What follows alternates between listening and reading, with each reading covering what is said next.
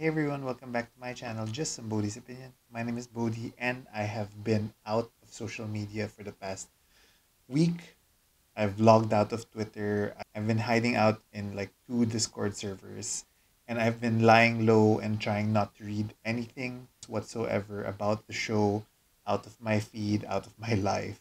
And actually, for the past few days, my wife had booked a hotel staycation for us and the kids. And so we were actually out. And so, full disclosure, this is actually going to be the second time I am recording this because I'd actually recorded a reaction video to episode 1 in the hotel, but because I was doing it so softly and I was whispering in the bathroom, it just came out so bad. I love pronouncing and they're so good together. So this is going to be my second time trying to record my thoughts for episode 1. And so I'm going to start with like a very short non-spoiler review and then I'm going to go straight into spoiler territory. My spoiler review for episode 1.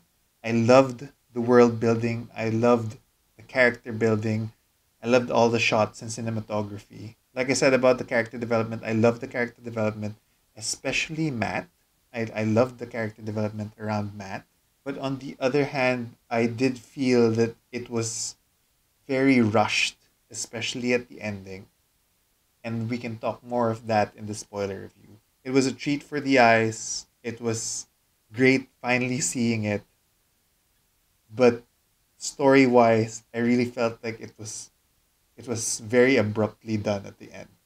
And that's my non-spoiler review. Now we're going to get into spoiler territory. So if you haven't watched it, please and you don't want spoilers, then don't go into the next few vids. Book spoiler wise, also maybe I will have book spoilers all the way till Lord of Chaos book 6. So if you haven't read until then also maybe tread carefully because I might be speaking of some things from the books into this. Okay, so let's get into episode 1. And I'm actually going to go through the episode and tell you what I was thinking when I was going through it. So the first part of episode 1 was something that we knew was going to be the first part of the episode, which was the Moraine backless arrogance scene. And and I guess this is what I was reflecting on, which was because we've seen so many clips from the Wheel of Time recently, and a lot of those clips feature in episode 1. I guess in terms of like expectations, I did feel as if I were going through the clips again. And it had that feeling of deja vu, where it was like, oh, clip, clip, clip. Oh, I know this clip. So there was that feeling. And I don't know whether that spoiled the experience for me. Maybe next time I won't even watch anything at all. So we start with the arrogance clip. So right after the prelude with Moraine, the first scene we get is a red Aja hunt of a male channeler. And it was just such great world building right there. So we've got Aes Sedai who are hunting down male channelers. We've got a speech about the power and how it's reserved for women and men who touch it just make it filthy. That was such good world building. And then, spoilers for Fires of Heaven at least, the great twist was that the man wasn't accompanied by anyone.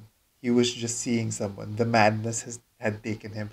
And I love this depiction of the madness where it is someone else out, like it's not a disembodied voice. And that just allows a more dynamic engagement with whoever that voice is. And so once we start seeing Luce Theron, I think it's gonna be really good. I'm hoping for a beautiful mind moment for Luce Theron and whoever the dragon is. And then we cut to the women's circle ritual where they are braiding Egwene's hair, and then we get that now classic be strong push out of the cliff, and we see that beautiful moment where Egwene goes through the river, and love the metaphor of Sidar here, where you stop fighting against it, you surrender to the flow, and you just That's how you control yourself. You surrender yourself to the flow. You stop fighting. Beautiful metaphor for Saidar.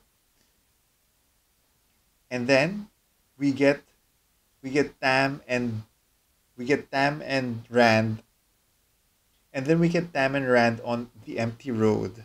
And I'm gonna keep going back to this. I do not like the fact that we didn't get Dan the Myrdral stalking the boys or the girls, because it has impact for all the things that come in later. And I'm gonna talk about it on the Wine Spring Inn. But let me briefly just say, in the Wine Spring Inn later, when everyone is suspicious of the stranger coming in, now it makes no sense to me because there wasn't anything suspicious happening beforehand that made them all suspicious of someone coming in. Anyway, let me talk about that in my Wine Spring reaction later. And so we get to the Wine Spring Inn, and we get the three boys, and Matt is down on his luck. And again, I have to say, I love Matt. I love the character of Matt. I love Barney Harris. I love how we're seeing a lot of his heart. And then Egwene comes in, and everyone's clapping because she's a woman now, guys. And then we get to the Wine Spring Inn clip. And the first time I had seen this, I had thought this was a truncated version of the actual clip. I had thought there were things that were happening, but no, what we had seen in NYCC was the actual clip itself. And here is my gripe, which is, why did everyone look suspiciously when Lan came in the door? Because I get why Nynaeve was suspicious, because she's been feeling something wrong with the wind. But why were the two boys suspicious and, moving around like that? Because they didn't have Dan the Myrdral stalking him. So why were they all like, who's this? Like, couldn't anyone from Emmons Field come into that door? It's not like the entire village was in the door, right? Anyone could have come in. So I just found it very off, I guess, as to why everyone stopped suddenly just when Lan came in. Now it feels a bit cheesy if there was no context as to why, besides leaning on the Western trope. And then after the Wine Spring clip is where Wraith basically beats us all with just how different this turning of the wheel is. And first we have a clip of Layla, Perrin's wife, and that's still blowing my mind. And there seems to be some tension with Layla and wife, and he hugs her towards her belly. So I'm thinking either she's pregnant or they're trying to get pregnant. And then we meet Matt and his drunk mother and his philandering father. And I'm just and here's where we see Matt's heart, because he's a big brother to these two little sisters. And I loved how they aged down Bode Cawthon so that Matt and his big brother vibes. He's in a not so good situation at home, but he's trying to make the best of it. And we'll see later just how big Matt's heart is. So one more thing about the adaptation, right, is that we're seeing a lot of modern slang here, like shit and prick. We hear prick a lot. Again, it's another turning. So I'm getting used to it. Not one time did we hear blood and bloody ashes.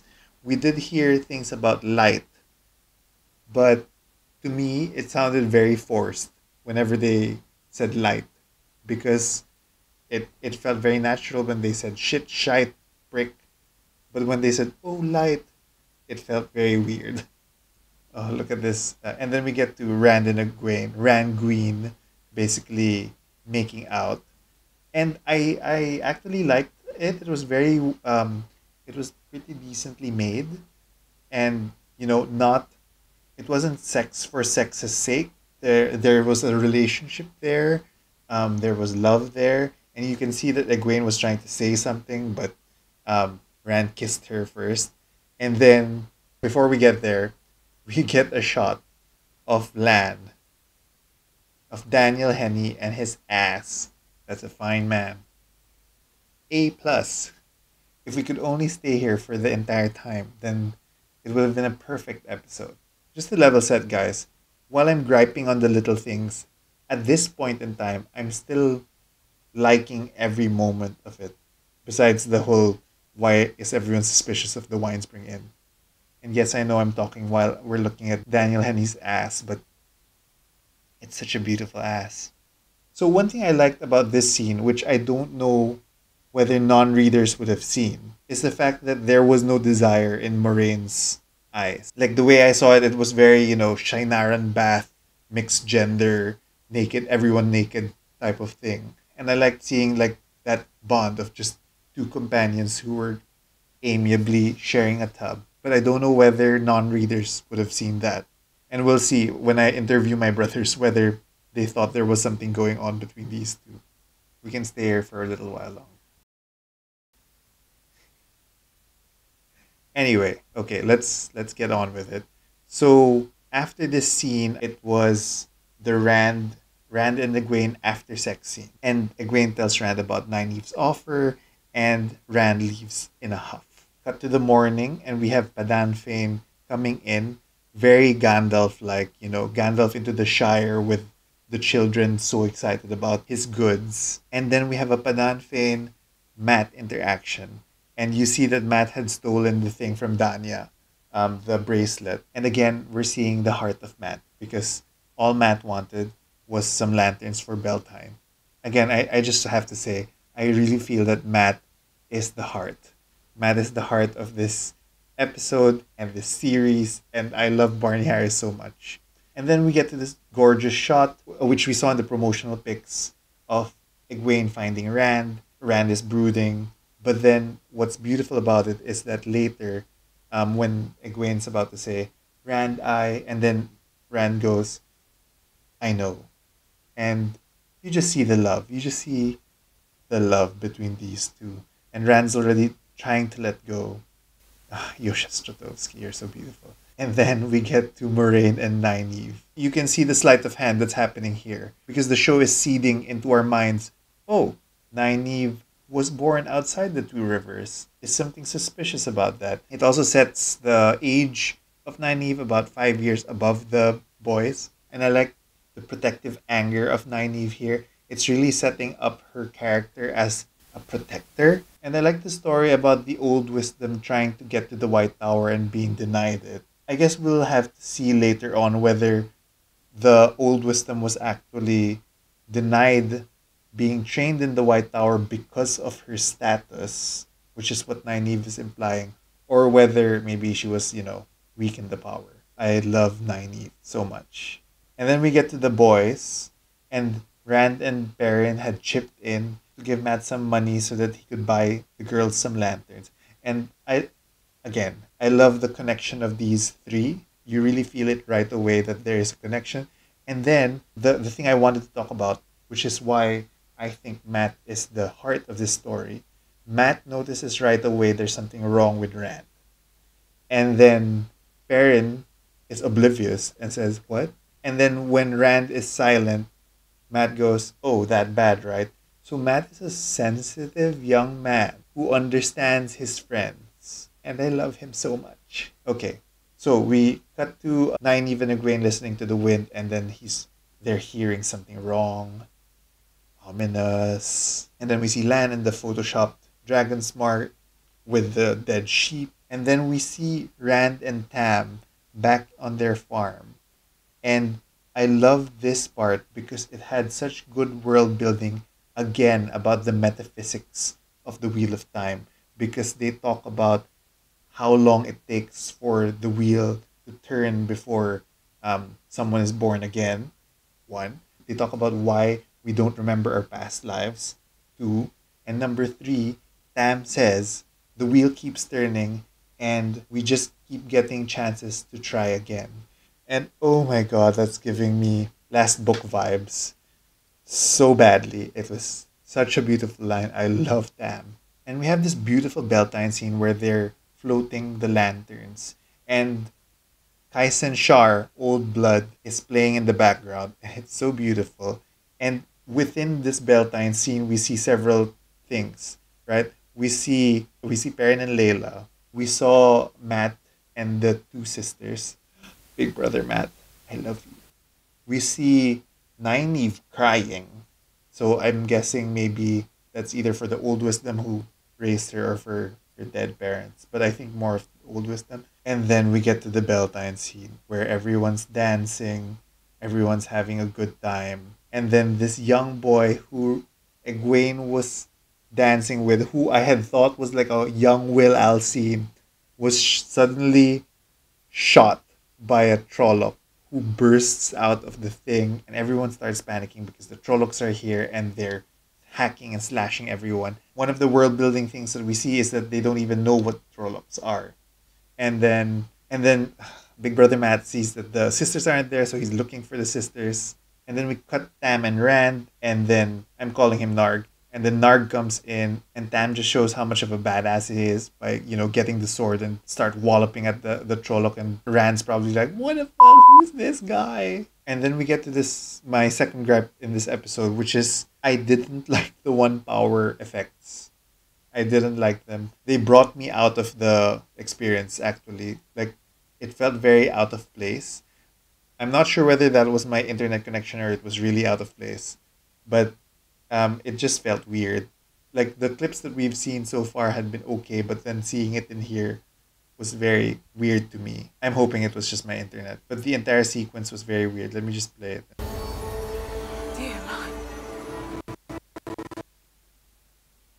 So when Nynaeve says "Dear Light," that felt so forced to me versus shite and prick and shit. So looking at the story instead of the effects, I love how Moraine was a one woman army just laying about at the Trollocs, and you can imagine the Trollocs saying, "Oh shit, there's an Aes Sedai." And we see Matt finding the two sisters and telling them to go hide and seek. And then we see the two rivers folk start coming up. We see Dace Congar leading the women in butchering that fucking Trolloc, and I loved it so much. And so we get to Perrin and Layla, who are being such badass blacksmiths, laying about at the Trollocs. For people who have not seen Trollocs, they were really doing well. And then we see Perrin get into a bestial rage, berserker style, and start laying at that Trolloc, and then turn around and then kills Layla by accident. And that shocked me. That shocked me so much because, well, first of all, I was hoping that Layla wouldn't be the wife. But when I saw that she was the wife, I was thinking, oh, she's gonna get killed by a Trolloc. And then, oh my god, no, he wasn't killed by a Trolloc, but killed by Perrin. I mean, reflecting on it, I see how television-wise, it would be easier to internalize Perrin's fear of his bestial self, of losing control to the beast. So, it's still shocking. It's still introducing a character who is just there to be killed. But I understand how and why it works. I see how efficient that will make storytelling. And it will be easier to explain why Perrin is so protective of Fail if Fail ever comes into the picture. So I understand it. I don't have to like it, but I understand it. So here's the death scene. Oh my god. Too shocking. I don't like it. I don't like it, but I buy it. I buy into it. I just don't like it. And suddenly there's so many Trollocs, and Moraine gets fucking wounded by a Trolloc sword. And then she does her super secret special power, and then uses all the 5 elements, it seems, to basically rip through the Trolloc armies. And then she's done. Okay. And so Rand gets into the village, and it's wrecked. And they're looking for Nynaeve, but Nynaeve's not there because Nynaeve was carried off by a Trolloc. And Egwene calls in Moraine, who is wounded, to heal Tam. And he does that. And then we get to my last gripe about episode 1, which is where Rand confronts Moraine. You show up and suddenly these Trollocs show up.